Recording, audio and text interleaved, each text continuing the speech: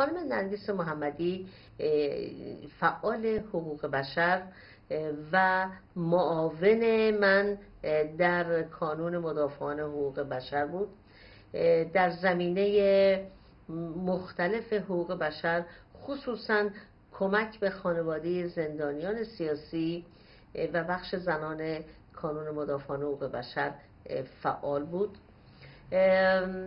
او به خاطر فعالیت‌های حقوق بشری به 6 سال حبس محکوم شده.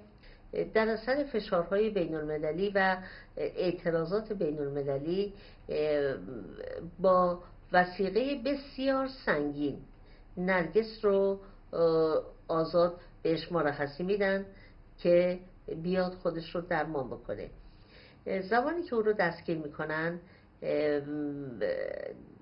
در بازداشت که بود، به خاطر فشارهای جسمی و روحی که به او وارد میشه مبتلا به فلج ادواری عضلانی میشه. مشکل اینه که اگه حالش خوب بشه 2 مرتبه میره زندان و 2 مرتبه همون بیماری عود میکنه، برای اینکه این یک بیماری روانتنیه، یعنی یک بیماری است که در اثر ناراحتی روانی بهش عود میکنه.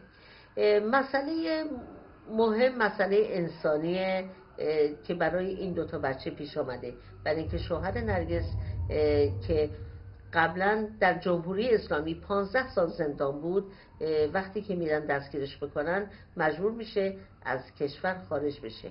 این 2 بچه به وسیله مادر بزرگشون نگهداری میشن و انقدر روحیه این بچه ها تضعیف شده که اینا هر شب مادر بزرگ رو بغل میکنن و میگن تو پیری، نکنه تو هم بمیری، اگه تو بمیری کی از ما مراقبت بکنه؟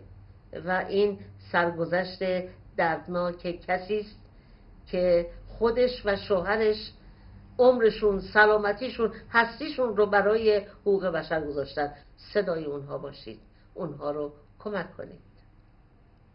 Nargis Mohammadi is a human rights defender whose case is indicative of many more in Iran. Gravely ill, in July 2012 she was released on bail for specialized medical treatment. As I speak, in September, she remains outside of prison.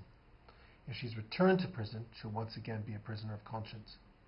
Take action now to overturn her unjust conviction. Help make sure she never returns to prison or is released immediately if so.